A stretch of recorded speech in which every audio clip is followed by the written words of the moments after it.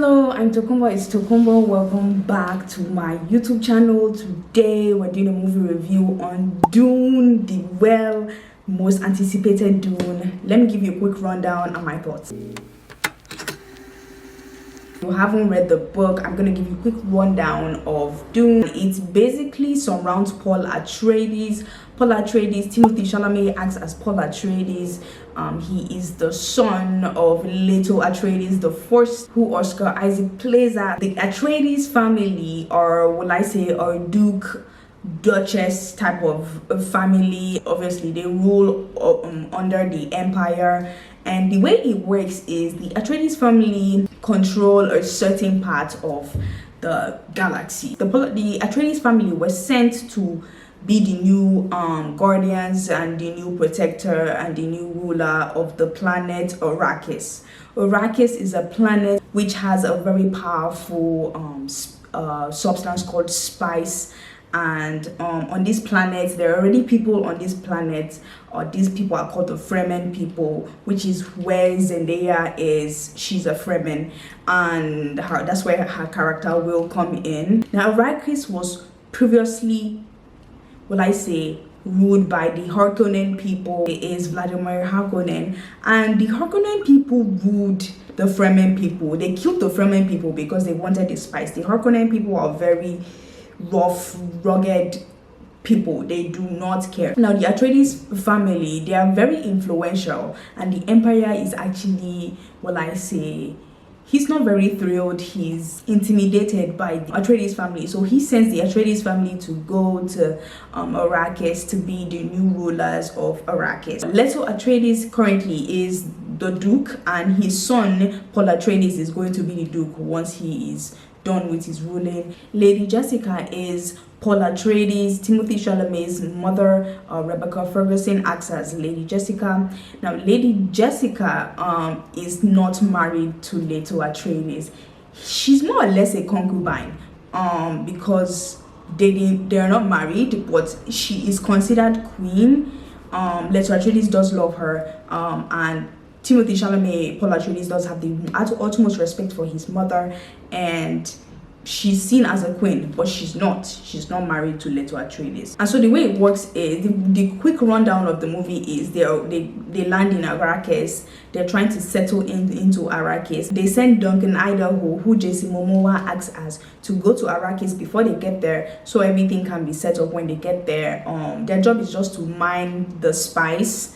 It's a very powerful substance which the Harkonnen people, ruled over before the Atreides family came in, and their job was just to go there, mine the spice, rule over the Fremen people. Now, Leto Atreides, is the way he wanted to rule Arrakis is to be friends and allies with the Fremen people. He didn't want to be the way Harkonnen was, because Harkonnen killed the Fremen people. He wanted the Fremen people to have respect for him. So for that reason, that's where Javier Bardem comes in. Javier Bardem acts as Stilgar. He is the leader or the general of the Fremen people, and Leto Atreides wants to be friends and wants to be allies with the Fremen people in order for them to be peace.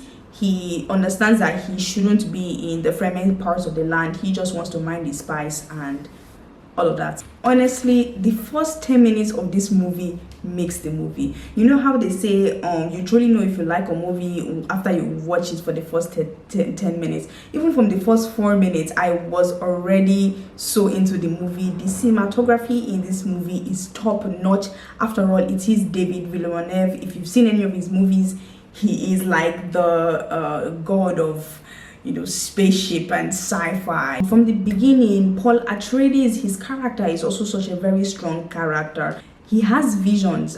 People call it the One, and he has dreams and he has visions, and he has visions of Chani, who Zendaya acts as.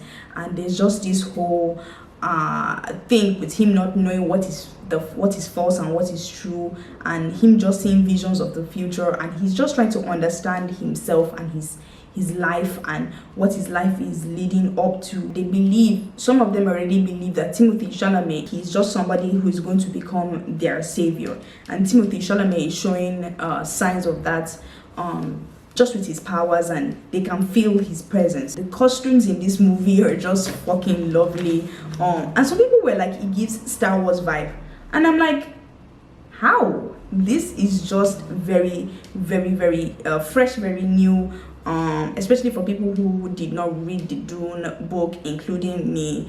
It just simplifies everything, because all the people that I know who have tried to read the book say it's so complex, it's so hard, and there's so many characters. And even when you watch the movie, there are so many characters, but I just feel like they just simplify everything.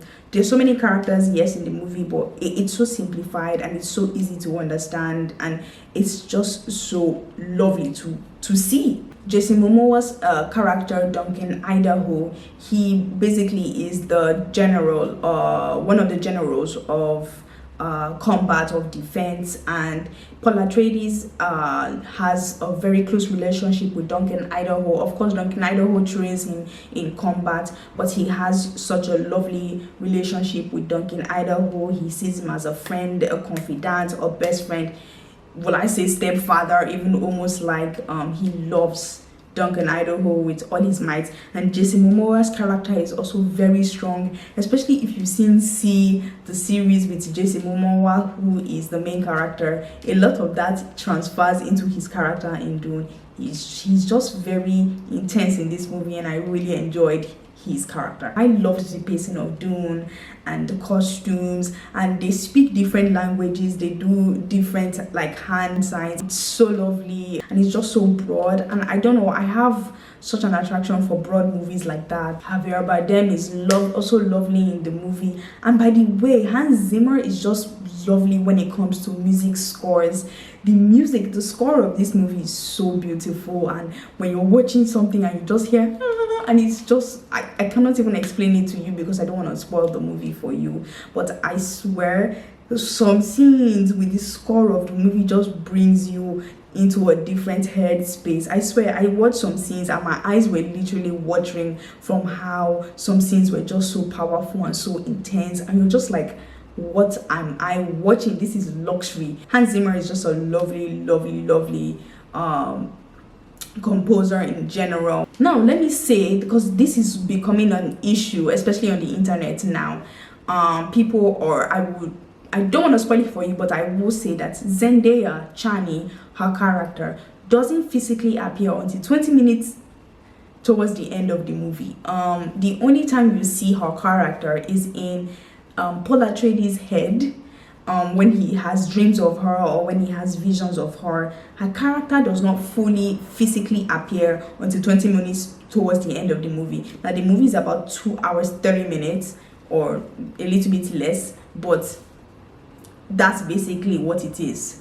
Now the way the movie was marketed, they marketed it like Zendaya was not a supporting character. They marketed it as Paul Atreides and Chani are the two main characters. I don't want to say they're not, because they are, but she's a supporting character, and it kind of made me feel a bit deceived, because I've followed the marketing of this movie for a very long time, from when it was announced that Timothée Chalamet was going to be acting as the main character. I followed this movie, and for her to kind of be marketed as, you know, such a big, not that she's not a big character in this movie, but it was marketed differently, and by the time you see the movie, it's a bit of a downfall towards Chani's character. All round, the cinematography is top notch. It's complex yet simple. It's very broad, it's very beautiful. The cinematography is amazing. The score, there's just so many lovely cast members in this movie, all the way from Timothy to Javier Bardem to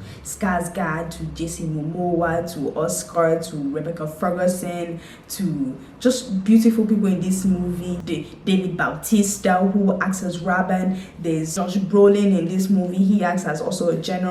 The cast is also just, they are very strong cast members in this movie who really come through with this movie. See this movie, it's really good. It's one of the best movies I've seen this year. By the time I'm done with this, by the time you finish watching this movie, this review will even be longer than my regular reviews, because the movie was so good. Now let me tell you, I'm obsessed with Timothée Chalamet, him himself and his movies, but I won't lie, if something is bad and Timothy Chalamet is in it, it was really, really, really good.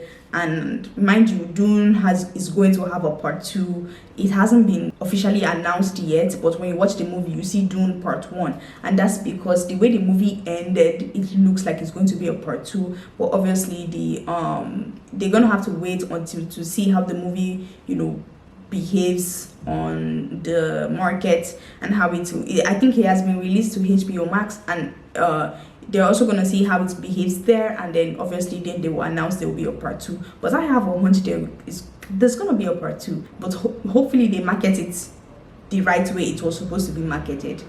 Honestly, I love the movie. I hope you see Dune. I hope you enjoyed this review. Don't forget to like, comment, subscribe, and I will see you in the next one. Ciao.